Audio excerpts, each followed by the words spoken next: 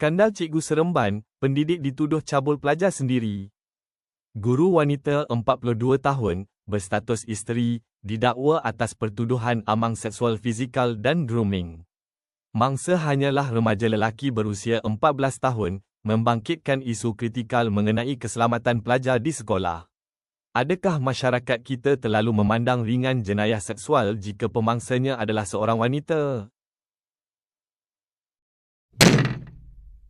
Coklat hanyut, gimik murahan demi konten Palestin.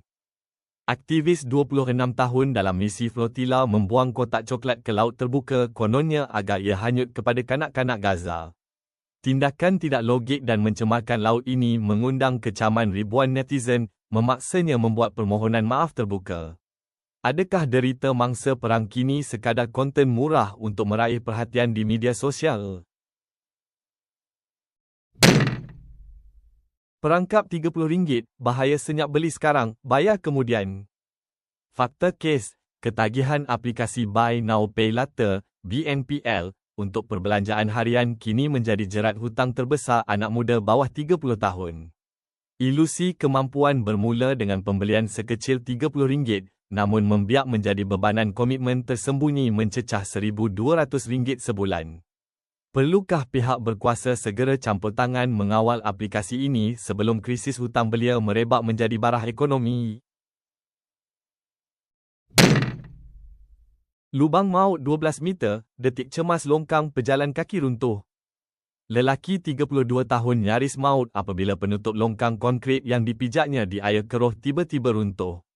Mangsa jatuh ke dalam gaung sedalam 12 meter, terperangkap dalam gelap selama 3 jam, dan menerima 8 jahitan di lutut.